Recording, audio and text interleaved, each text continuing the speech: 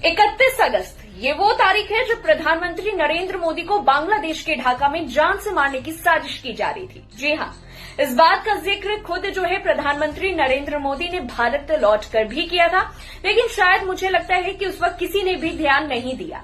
30 से 31 अगस्त को चाइना में एससीओ की मीटिंग चल रही थी और जैसे ही प्रधानमंत्री नरेंद्र मोदी मीटिंग को अटेंड करके बाहर निकलते हैं तो देखते हैं कि रशिया के प्रेसिडेंट पुतिन उनका इंतजार कर रहे थे। उस टाइम पर यह नोटिस भी किया गया कि पुतिन नरेंद्र मोदी का इंतजार आखिरकार क्यों कर रहे थे, लेकिन वो दोनों एक ही गाड़ी में बैठते हैं और कम से कम 30 से 40 मिनट तक उनकी पूरी बातचीत होती है। साथ ही साथ अनुमान यह भी लगाया जा रहा है कि पुतिन ने प्रधानमंत्री नरेंद्र मोदी को इस बात की जानकारी दे दी थी।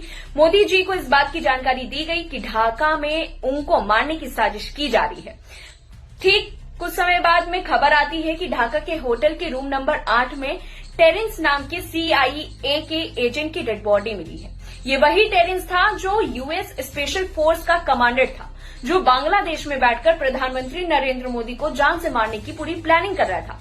उसकी मौत को खैर नेचुरल डेथ बताया गया, लेकिन बाद में पता चलता है कि उसकी नेचुरल डेथ नहीं थी, उसको जहर दिया गया था। और 2 सितंबर को प्रधानमंत्री नरेंद्र मोदी जब भारत आए तो एक सभा को संबोधित करते हुए उन्होंने कहा कि गया था इसलिए तालियां बजा रहे हो या वापस आ गया हूं इसलिए तालियां बजा रहे हो। कल रात ही मैं जापान और चीन की यात्रा करके वापस लौटा हूं।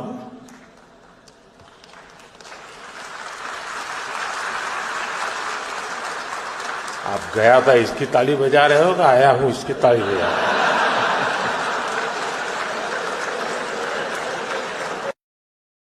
भारत की स्वतंत्रता के बाद का यह नया युग कुछ विदेशी शक्तियों को असहज कर रहा है। वे भारत की तेजी से बढ़ती ताकत को रोकने की कोशिश कर सकते हैं, जिसमें प्रधानमंत्री को निशाना बनाना भी एक अवैध रणनीति का हिस्सा हो सकता है।